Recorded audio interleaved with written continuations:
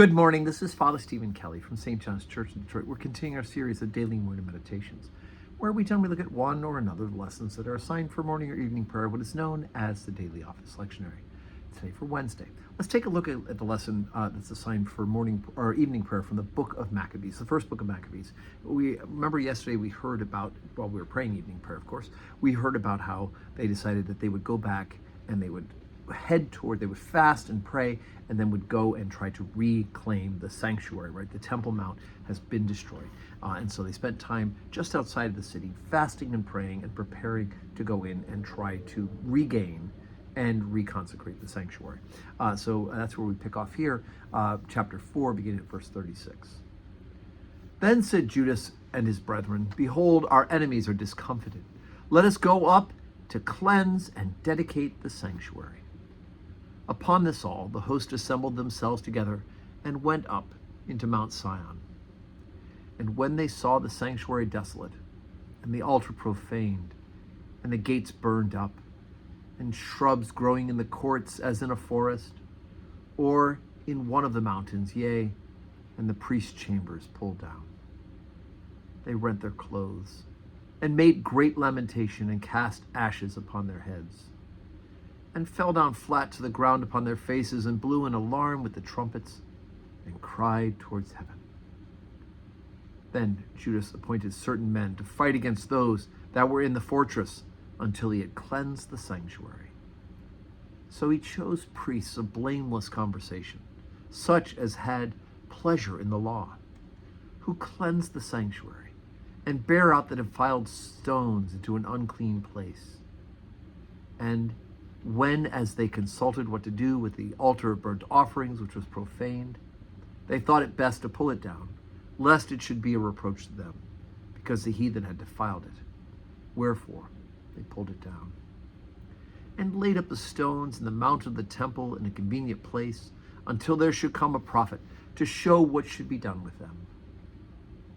Then they took whole stones according to the law, and built a new altar according to the former, and made up the sanctuary, and the things that were within the temple, and hallowed the courts. They made also new holy vessels, and into the temple they brought the candlestick, and the altar of burnt offerings, and of incense, and the table. And upon the altar they burned incense, and the lamps that were upon the candlesticks they lighted, that they might give light in the temple. Furthermore, they set the loaves upon the table, and spread out the veils, and finished all the works which they had begun to make. Every day I go to rowing practice, and near the boathouse where I row is a closed church. It was a former Roman Catholic church on the east side, and the building is empty. The windows have been boarded up with wood. Somebody's taking care of the outside for the most part. It's not completely, but I have been able to peek inside when it's been opened, right? Somebody was doing some maintenance, and I was able to peek inside, and my heart just sank to think about the generations of people who gave for the support of that parish, who donated the windows and the memorials, and to see this building dilapidated and falling apart. And I think about how the Judas Maccabeus and the people must have felt when they walked into the sanctuary and saw the desolation, the weeds growing up, the bushes growing up through the courtyard, the altar having been defamed. I think about all those churches here in Metro Detroit, and I'm sure every major city is this as well, that have been sold and abandoned.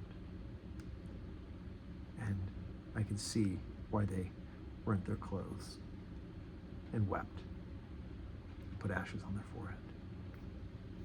May God be glorified. Do we need a place like this to worship? No, of course not. We worship God in spirit and in truth. But these things are reminders of what God has done, and perhaps a motivation to us to what he can do. So anyway, it makes me kind of sorry to have you go a sad Wednesday morning meditation, but there it is. But we can see where they're going with this in the book of Maccabees, that they are able to take that and to restore it. So today's Wednesday. We have 12:15 Holy Communion, 4 o'clock evening prayer. So I hope you can join us in person. Come worship with us. If not, join us on the live stream and pray with us. Pray for us, and may God grant us a wonderful Wednesday full of blessings.